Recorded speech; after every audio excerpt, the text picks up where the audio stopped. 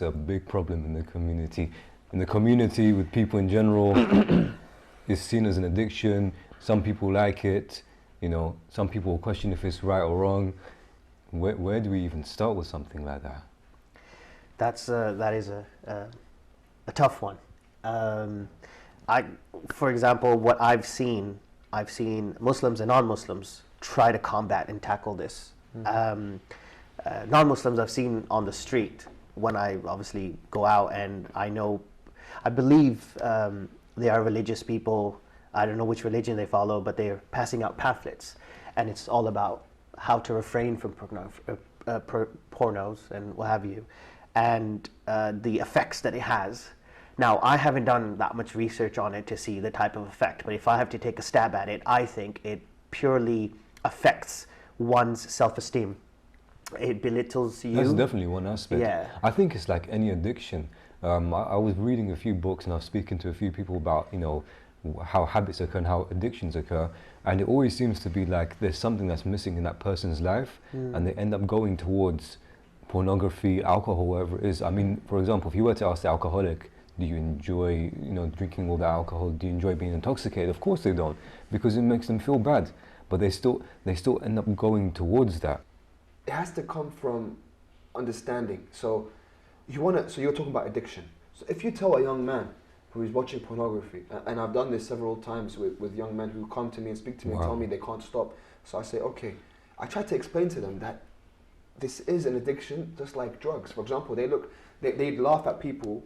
Unfortunately, young men would look at the guy in the street who is someone who is a victim of drugs, and he talks to himself, and they would look at him and they have that whole, he's a crackhead, and right. So but then if you tell him, you're acting just like what you call a crackhead, because you're doing it's just the your same, perceptions as in chemically the dopamine that goes off after you take certain drugs in your mind and makes you addicted to it and gives you that high, and then goes down, you get depressed.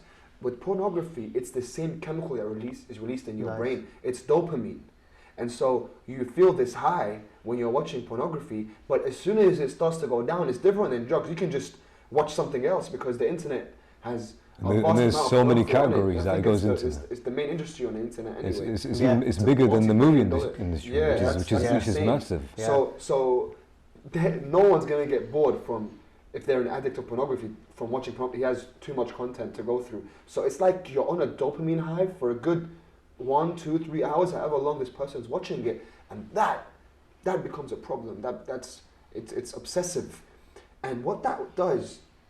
How I would speak about this to someone who isn't even Muslim is that, does this really portray how us as human beings should treat each other? If someone keeps watching this, it's especially if they're young and don't have much sexual experience and they're seeing something like this, it gives them a false sense of reality. As if this is how people are intimate, this is how people relate to each other. What happens when this young man gets married? What happens if it's a girl? What happens when she gets married?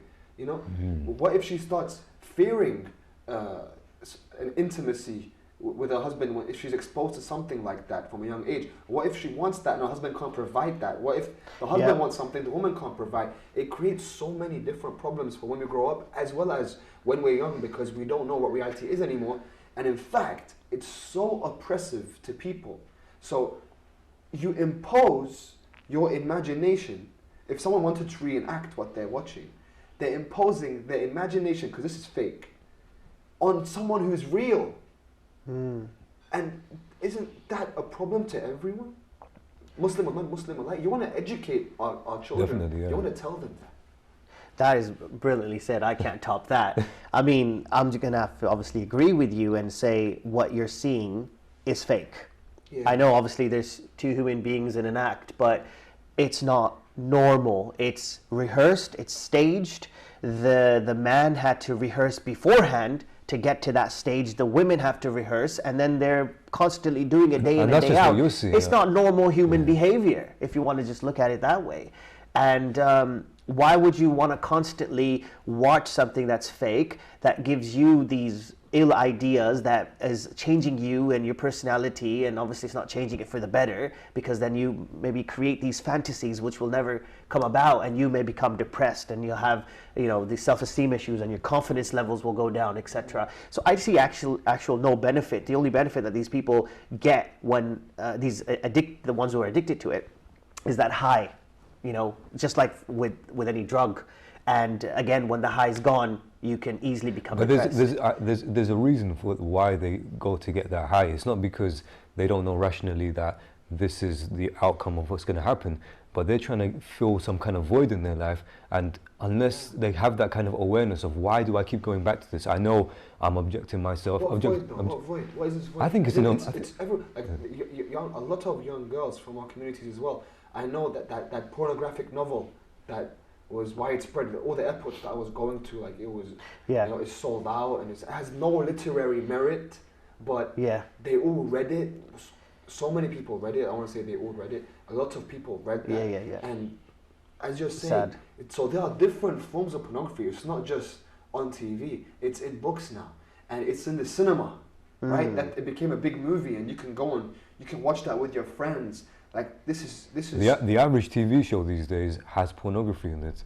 That's I mean, different degrees of pornography, and little snippets. Obviously, you're not going to see the hardcore stuff in a feature film, something that's but still it's purposely added. Exactly, like the man. And even if it doesn't hurt the person watching it at the time they're watching it, when I say hurt, I mean arousing that desire in them. Not that desire is a bad thing, but if there's no one with you, it's going to torment you unless you're going to do something that's, again, haram, and you're going to disobey Allah subhanahu wa ta'ala. It's going to hurt you, and maybe not at that moment, but later on it plants a seed in your brain that inside you, you know. And prevention is always better than cure. And you want to hold yourself. You don't want to expose yourself so much to that. The thing is, you have to understand that your senses are the guardians for your soul, and the things that you say, and the things that you hear, and the things that you touch, and the things that you see, these are all things that you're allowing inside you. And so when you're laying your eyes upon something or hearing something that shouldn't be, that Allah subhanahu wa ta'ala knows is better for you, that you shouldn't go towards this, that desire is a good thing in its rightful place, but that now you're allowing something into your soul, you're allowing something dark inside you. And that's going to cause you problems. So when you start thinking about your life and why am I going through these things, these problems are the easiest ones to highlight. And I do agree that they're some of the hardest ones to get rid of as well. They're easy to highlight, but I don't think they're easy to understand why someone's gone into it in the first place, which is the kind of point I'm trying to make. So what, from what I've understood from talking to therapists and psychologists, is that a person can rationally tell you this is not good for my soul, this is causing all these problems, but emotionally they're just completely disengaged from what's going on. They want to overcome it. For example, the addict, most of the times they want to overcome it, but they feel like it's almost like some kind of predestined act, and they can't get out of it. And unless they have that kind of emotional awareness of what's going on, no matter how much you try to rationalize it with them, they just won't overcome it. Isn't that any addiction though? Any addiction, every single addiction, But all addictions have rehab, right? And several people, as far as they go, they can go through rehab and they come out of that. And although I understand that many people are going through these difficult times, people before them have done it, they can do it too. We have to, strap up our boots and be strong and come out of this hole that we've dug ourselves in. That's good you actually mentioned that. Is there an actual rehab, I'm sure there is. Yeah? So what, you just research online and stuff? If there isn't one, I'll make one. Yeah, that's very good.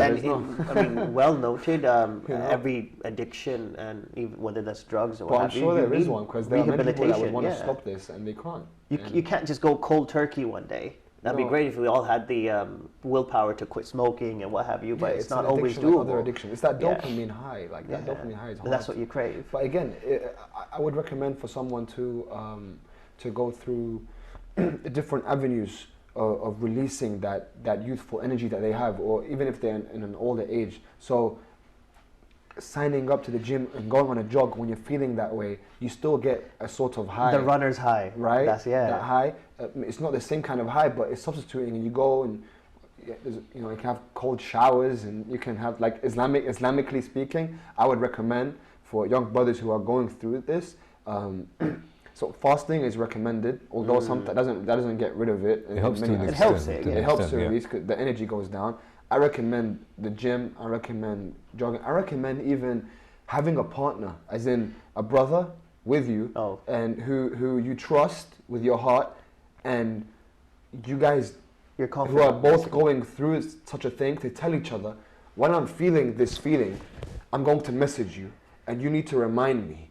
You know, remind me. Send me, Ya Abul Fadl Abbas, Ya Hussein. Send me these kind of names so I remember, and I come out of that feeling that I'm in, and then you're aware, okay, I need to step back, right? So having a companion on the way is also a good technique to have. I'm saying there is no clear solution for this, but you want a reminder. You want someone to smack you when you're in that, so you don't go and fall into that pit. So there are many people that try to fight this. They just need some help on the way, and if you can stop for 2 months and then you flop, it's okay. Get back up. That's the main thing. Yeah, no, I'm not expecting you to stop. Because we're not trying to push people into hellfire. This whole thing of Allah's got the hammer is going to. No, it's not that. It's let's stop this. Let's do our best to stop. The main thing is you don't despair. لا تقنطوا من رحمة الله. Right? Don't despair from the mercy of Allah subhanahu wa ta'ala. When you despair, that's when that's the balance I'm talking about. That's the balance I'm talking about. Because if you're just telling someone, oh, here's the narration about this. The main thing I would tell someone, the main thing, and this is what I do tell them, is don't give up no matter what. Because they're like, I can't take it, bro. I can't take this anymore. I can't stop. I'm like, chill out. Don't give up. Keep trying to stop. But I promised. I did tawbah. I promised, and I did it again. It's okay. Just don't give up, because you're gonna start thinking, I already, you know, God forgave me. I did tawbah and I did it again, so God's not gonna forgive me again. God will forgive you again. Yeah. If you are sincere and you come to Allah subhanahu wa ta'ala and you're sincere about it, He will forgive you. Just keep going. Just don't stop. At the end of the day, Allah knows you better than you know yourself. Yeah. So Allah knows that you're not going out, your way to disobey 1 year, 2 years, 3 years, you will eventually be able to overcome this disease. It is a disease. I think it'll come a time where you just get angry at yourself for just not being able to deliver what you promised yourself you would do, and then you'll be just angry at yourself. And it's good to be angry at yourself, because you know you made a mistake, and you should be angry at yourself, but you should channel that positively, and not in a negative way where you go into despair, but positively anger as in it's not going to happen next time. You know, that anger, it can make you or break you, and you want it to make you. Definitely. I mean, because we're coming to an end, one thing I'd like to say is, adding to what you said, don't give up. Allah knows you better than you know yourself. Allah knows what you're going through. Allah knows that you're trying to attain closeness to Him. If there's one thing that is going to help you more than anything, that's going to give you that willpower, that's going to give you that way out of whatever addiction you may be going through, it's du'as. Keep asking Allah to guide you, and eventually Allah will. I promise you, no matter what you're going to go through, Allah will be there for you, because He is the one who created you out of His mercy for pleasure. Why would He leave you like that? 100%. Well, yeah. 100%. Just ask Him. Just straight up ask Allah. Keep asking. We underestimate the spiritual aspect of it, as in Allah subhanahu wa ta'ala giving us the strength to stop something like that, right? Yeah. And people don't talk about this very much, but like you said, just ask Him. Yeah. It's not going to be easy. Definitely. Because I remember many times I've asked Him to make me better in many other ways, and I've point blank asked Him after prayer. Things got tough for me. It really did. But I am kind of where I want to be now, because I had the courage to ask Him. You know, He gave me difficulty. He did it through trial and tribulation. He did, and that's kind of His way. And I had to go through it. It wasn't easy at all. But alhamdulillah, He's made me a better person, a better professional, better spiritually, etc. So just straight up ask Him. If you're sincere to yourself, if you're wanting this done, just ask Him. That's what I say. Keep yourself in check. Just don't beat yourself up about it, because at the end of the day, you're not trying to do something wrong. You know, you recognize that you know this is wrong, and you don't want to inflict more harm upon yourself and others. So the key thing is, even though it might sound ritualistic and it might sound like an abstract concept, but that's because it's not understood. Just keep making the du'as, do it from the bottom of your heart, and I promise you Allah will make it way out for you. Guys,